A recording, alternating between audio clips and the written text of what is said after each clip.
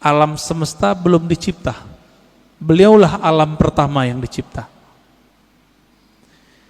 Oleh karena itu dalam kalam-kalam ilhami yang didapat oleh ulama-ulama kita, ada dialog Allah Subhanahu wa taala dengan dirinya.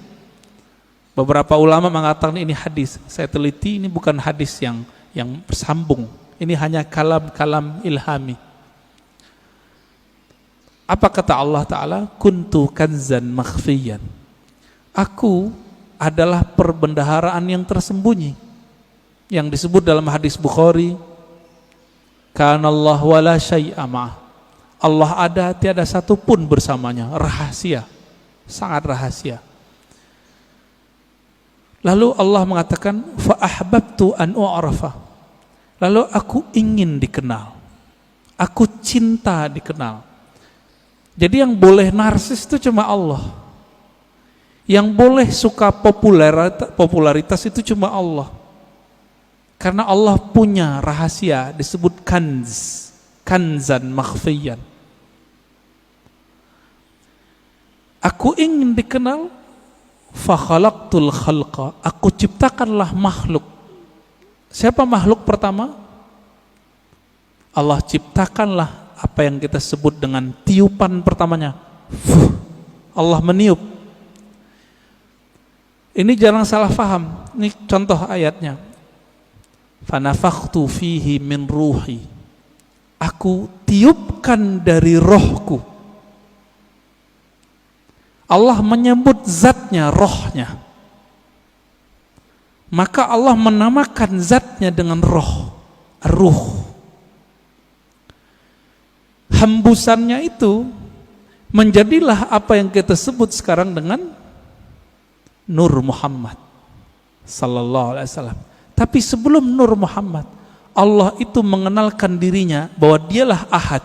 Qul huwallahu ahad. Jadi hadis kalam ilhami tadi semuanya ada di surat Al-Ikhlas ketika Allah mengatakan Qul huwa. Kenapa bukan Allah dulu tapi huwa dulu? Dalam tradisi bahasa Arab, kata yang zahir mesti lebih awal daripada kata ganti. Huwa artinya dia. Apa arti dia? Ini kata ganti. Allah nama yang zahir. Oleh karena itu Imam Abdul Qahir Al-Baghdadi, Imam Ahlus Sunnah mengatakan, kalau ayat ini dimulai dari huwa, bukan Allah, seperti ayat kursi Allahu la ilaha illa hu, berarti huwa itu bukan nama ganti. Huwa itu adalah nama asli Allah Subhanahu wa ta'ala. Disebut nama zahir juga Pak, nama yang nyata. Huwa itu bahasa Arab artinya dia. Bapak kalau sebut dia dalam bahasa kita, maknanya mirip dalam bahasa Arab. Saya bilang dia, orangnya tampak enggak oleh mata? Ya. Tadi saya ngobrol sama beliau nih. Kita cerita tentang Habib Qais, beliau khutbah. Kelihatan enggak sekarang orangnya? Enggak, berarti tidak terlihat oleh fisik. Maksud dari kata dia, Allah itu tidak bisa dicapai oleh pandangan fisik, pendengaran fisik, semua yang berkaitan dengan indrawi. Itulah makna huwa. Oleh karena itu ulama kita yang ahli qalbu sepakat huwa nama Allah. Jadi jangan heran nanti ketemu kiai-kiai Betawi lama, kiai-kiai Banten, kiai-kiai Jawa lama, kiai-kiai Sumatera, mereka berzikir hu Allah. Ya, hu itu surat Al-Ikhlas itu Pak. Bukan bid'ah, diambil ayat itu huwallah. Bid'ah enggak tuh? Ngambil dari surah Al-Ikhlas kok. Ya, kalau ada sahabat kita yang mengatakan bid'ah, mungkin pensyarahan ini belum sampai kepada beliau. Kitab-kitab mengenai ini banyak. Al-Ibda ya, fi Madaril Ibtida, itu menjelaskan perdebatan ulama tentang zikir hu boleh atau tidak. Setelah dibid'ahkan oleh Ibnu Taimiyah, dibalas oleh yang lebih senior oleh Ibnu Taimiyah, namanya Ibnu Athaillah Sekandari. Finalnya itu boleh, bahkan disyariatkan. Masyru', begitu bahasa Arabnya. Jadi jangan terjebak di situ. Huwa itulah yang disebut kanzan makhfiyan, perbendaharaan yang tersembunyi. Coba lihat Bapak Saudara makan Allah. Allah itu dalam surat Thaha berkata kepada Sayyidina Musa, "Hei Musa, innani anallah." Masih ingat? Ayat 14. Surat 20 ayat 14. Innani anallah. Sesungguhnya akulah Allah. Berarti Allah menyebut di sini nama zatnya dengan ana. Sesungguhnya akulah Allah. Maka Nabi Musa diperkenalkan oleh Allah dengan nama yang baru, Allah. Itu sebabnya orang-orang Yahudi memanggil Allah itu dengan panggilan El. Allah itu bahasa Arab, Pak. Dalam bahasa Ibrani, El. Siapa yang menjelaskan ini? Ada tokoh orientalis dari Australia, tetangga kita. Namanya Arthur Jeffrey.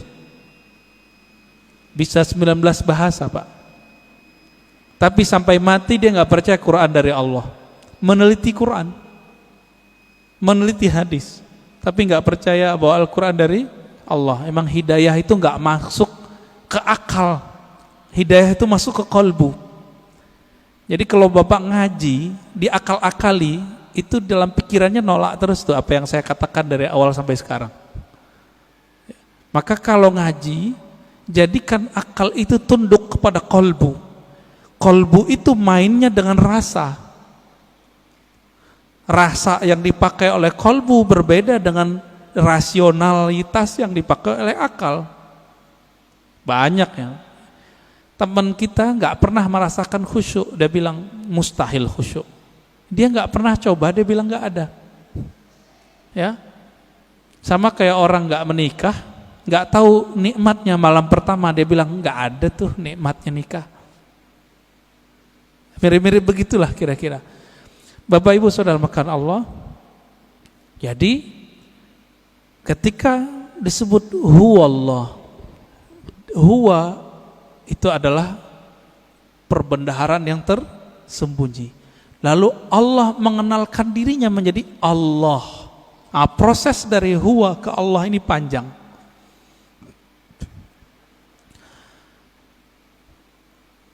Karena Allah ingin dikenal, maka Allah meniupkan dari ruhnya. Tiupan inilah yang disebut dengan tiupan yang bernama Ahmad. Ya, Ahmad itu cahaya yang terpancar darinya disebut cahaya Nur Muhammad. Begitu ulama kita menjelaskannya. Inti dari Ahmad itu adalah nurnya.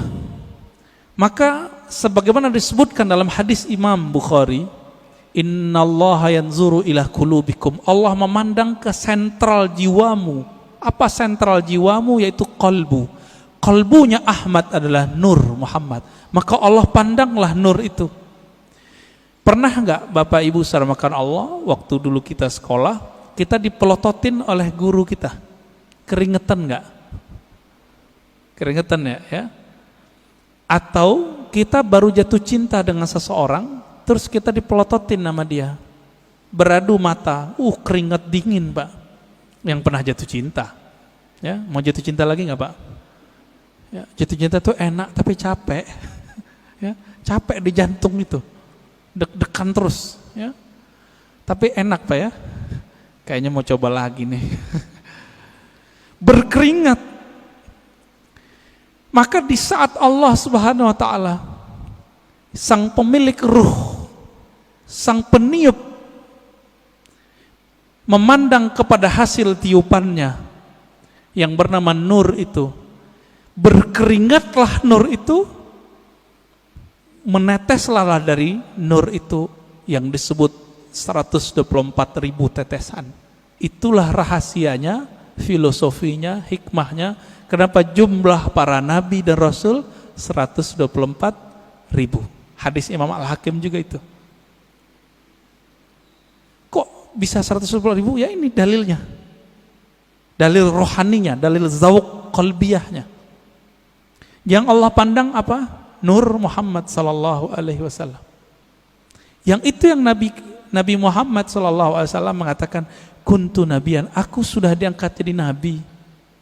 Sudah dipandang oleh Allah. Itulah kenabian beliau. Inilah yang dikatakan beliau, aku sudah jadi nabi sebelum Nabi Adam. Inilah kata-kata dari Allah SWT, tidaklah aku utus engkau Muhammad kecuali rahmat untuk sekalian alam. Alam pertama itulah bernama alam, ya, tetesan itu, alam nur itu. Dan kabar gembiranya Bapak Ibu yang melakukan Allah, saudara, semoga kita termasuk bagian ini ya. 124.000 itu kan semua semua nabi dan rasul. Karena Nabi Muhammad mengatakan la nabiyya ba'di, tiada nabi lagi setelahku.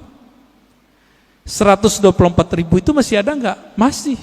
Tapi pangkatnya sekarang bukan seorang nabi. Pangkatnya adalah seorang wali.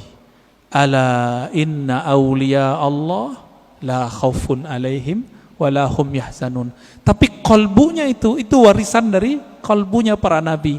Inilah makna hadis al ulama warasatul anbiya. Ulama itu mewarisi nabi.